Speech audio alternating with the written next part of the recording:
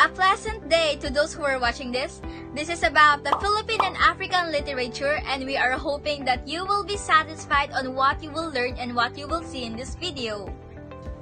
So back to ancient Egypt and hieroglyphs for thousands of years. That is when the African literature evolved. In the African literature, they always use pictures to represent words or what they want to say. It also led to Arabic poetry in the 7th century. And because of the Arabic and African culture, it became the reason on how the literature was created. During the years in Africa, they experienced problems and struggles. And because of it became an influence on their literature. The one example of their struggle, it led to colonization. Colonization is also the reason why the African people became slaves.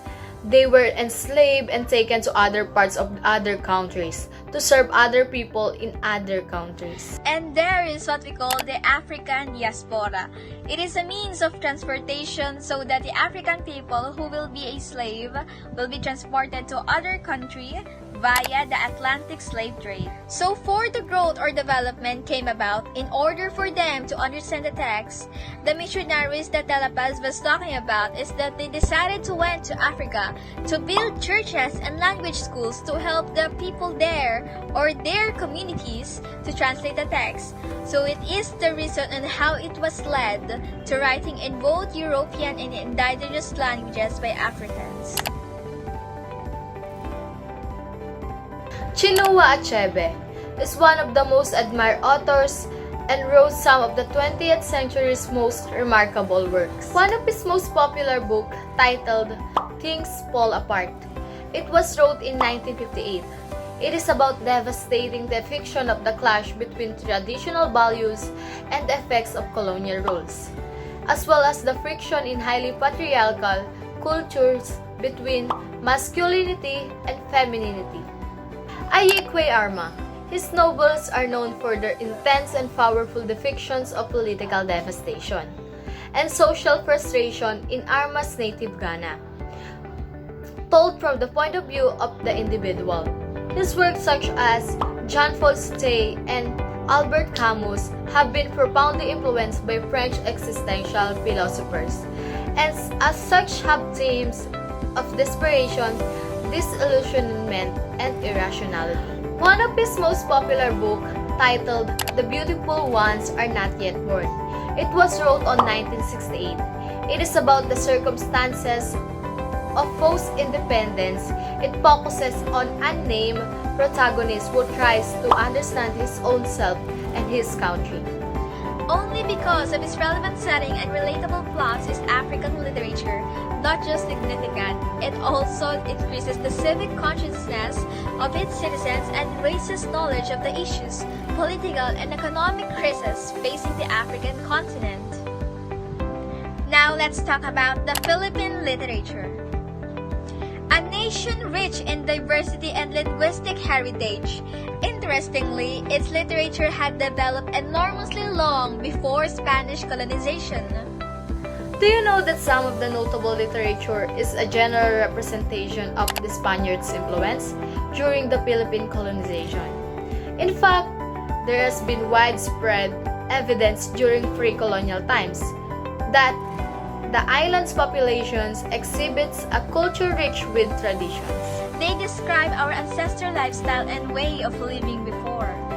Their everyday life comprises folk songs, folk speeches, and indigenous rituals.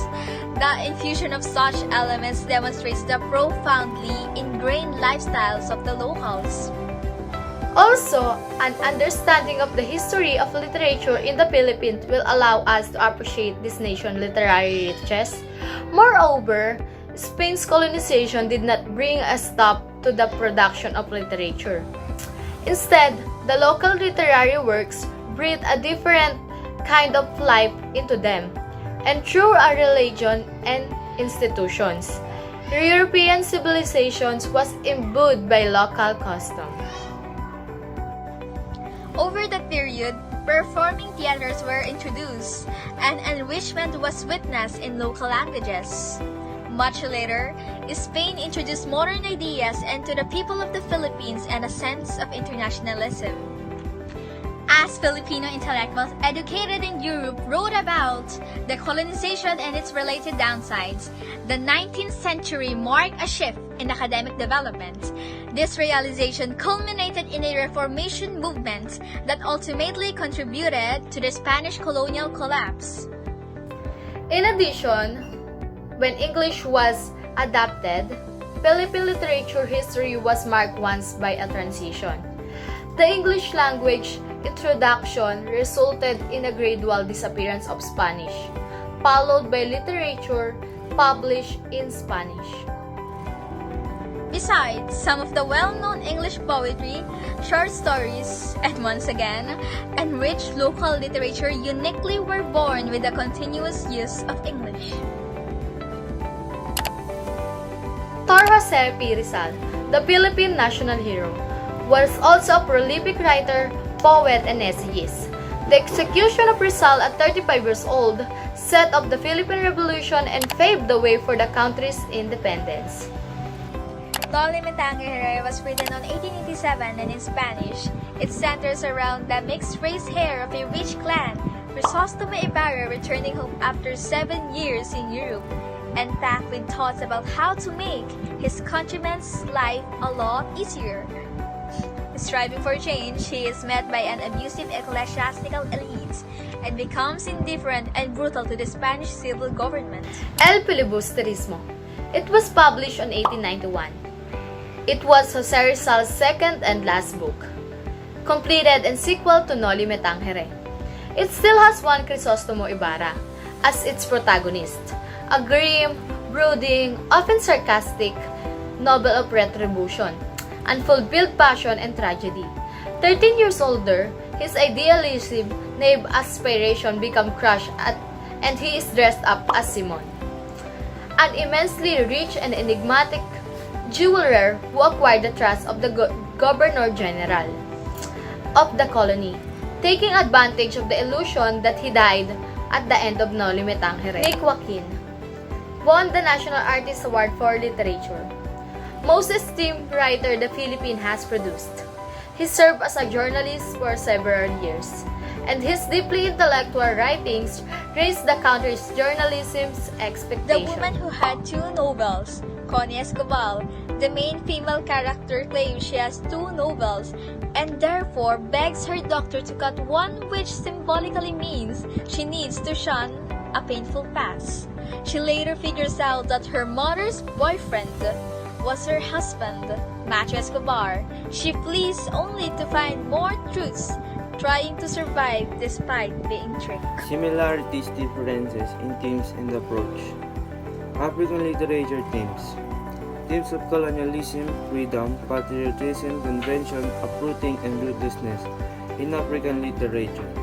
This paper bargains with a few of the subjects in African writing, such as colonialism, freedom, patriotism, convention, relocation, and the most themes of Philippine writing center of the country. Pre-colonial social inventions and the socio-political histories of its colonial and modern traditions. Reasons for these similarities, differences. There are numerous similarities and reasons between Africa and the Philippines. The 4 most common of the similarities is the solid colonial history or influence within the society. Usually, the impact of post-colonial philosophy. Africa had been colonized by European nations such as France, Portugal, United Kingdom, and others, whereas the Philippines had been colonized by Spain. United States of America and Japan, both of them had involvement in the loss in case their own character within the hands of this colonized. To end this, it can be seen that the literature reflects based on where it was written and for what it was written. Civilizations have been shaped, political institutions have been modified, and inequality rebuilt. Literature presents us with a concise description of human experiences, helping us to interact with profound levels of motivation and sentiment. It writes as a representation of reality, a product of art, and a border to an ideology. We need to love the literature that our country.